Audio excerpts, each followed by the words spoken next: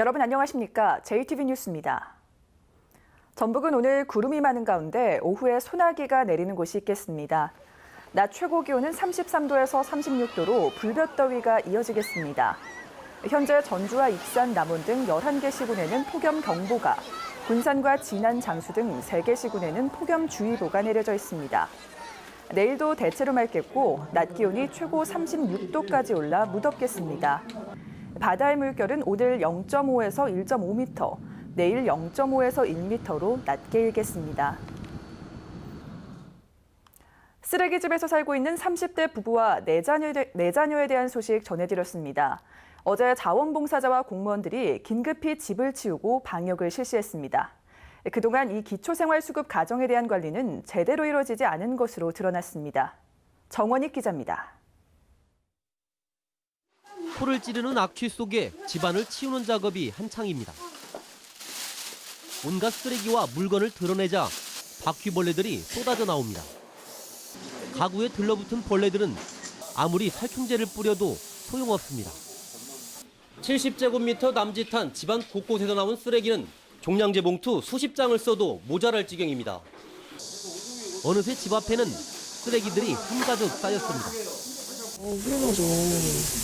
안에 있는 게 싹 이렇게 치우니까 얼마나 편하겠어요. 저 사람도 저희도 편하죠. 이 정도까지는 몰랐죠. 아이들이 진짜 불쌍할 정도로.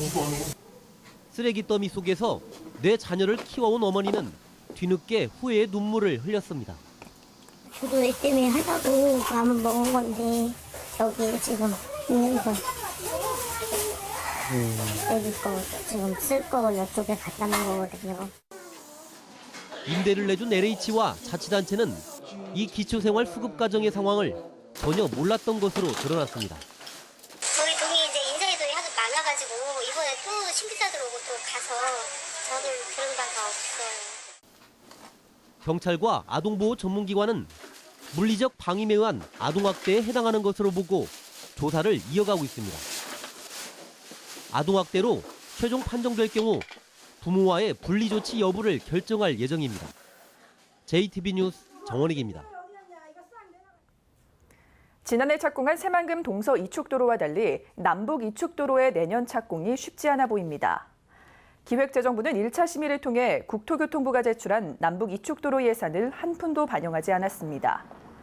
남북 이축도로는 부안군 새만금 관광단지와 군산시 새만금 산업용지를 잇는 26.7km로 오는 2020년까지 완공되어야 새만금 내부 개발을 앞당길 수 있습니다. 전라북도는 민간 투자와 내부 개발을 위해 새만금의 중앙을 관통하는 십자형 도로가 시급하다며 내년도 새만금 내부 간선도로 예산으로 2,100억 원을 요구하고 있습니다. 지은 지 30년이 넘어 철거가 시급한 김제6교의 재가설을 위해 전라북도가 정부의 예산 지원을 요청했습니다. 전라북도는 정밀 안전진단 결과 2등급 판정을 받은 김제6교의 경우 붕괴 위험이 높다며 오는 2019년까지 240억 원을 들여 재가설을 하려면 정부가 전체 예산 가운데 180억 원을 지원해줘야 한다고 밝혔습니다. 전라북도는 지원 근거인 철도안전법 시행령 개정이 늦어져 재가설에 어려움을 겪고 있는 만큼 국회에 조속한 시행령 개정도 함께 요구하기로 했습니다.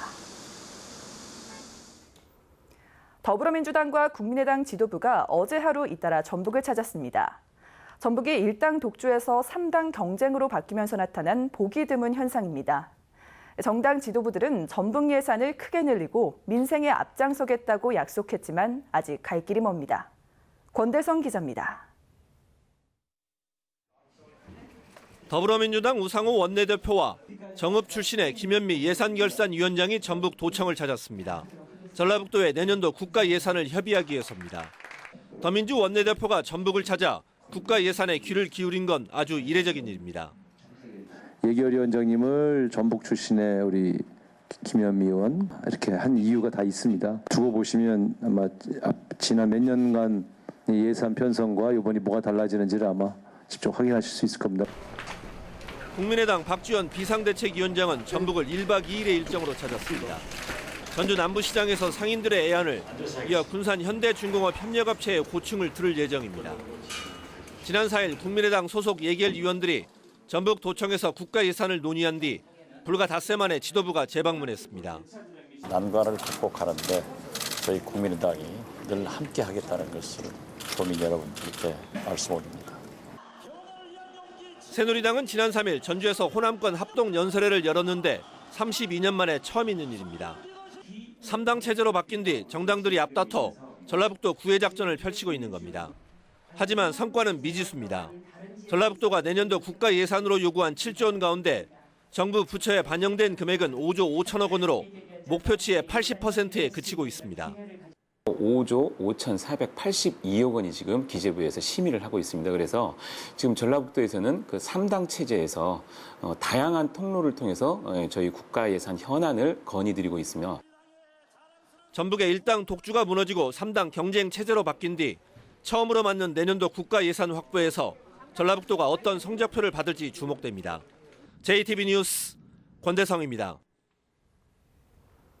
전주지방검찰청과 전북대학교의 기록관리가 미흡한 것으로 나타났습니다. 국가기록원이 전국 475개 행정기관의 기록관리를 평가한 결과 전북에서는 전주지방검찰청과 전북대학교, 군산지방해양수산청 등 세 곳이 가장 낮은 마등급을 받았습니다. 반면 전라북도교육청과 전주교육대학교, 한국국토정보공사 등 세 곳은 가장 높은 가등급을 받았습니다. 익산경찰서는 외도를 의심해 70대 아내를 살해한 혐의로 77살 박모 씨에 대해 구속영장을 신청했습니다. 박 씨는 어제 오전 7시 40분쯤 익산에 있는 자신의 집 화장실에서 샤워를 하던 아내 72살 조모 씨를 여러 차례 둔기로 때려 숨지게 한 혐의를 받고 있습니다. 경찰은 의처증에 있던 박 씨가 노인정 점심 약속에 가기 위해 외출을 준비하던 아내와 말다툼을 벌이다 살해한 것으로 보고 정확한 사건 경위를 조사하고 있습니다.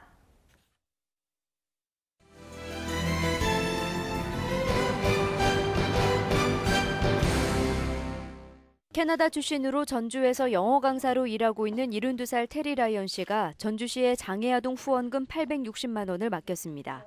테리 라이언 씨는 지난 2010년부터 마라톤과 걷기 대회를 열면서 취약계층 어린이들에게 모두 2천만 원의 후원금을 전달했습니다. 익산시가 공공 성격의 일자리 경험을 통해 취업을 돕는 익산형 뉴딜 일자리 사업 발대식을 열었습니다. 이번 사업에는 보석 가공, 숙련공 양성 등 모두 14개 분야에 49명이 참여합니다.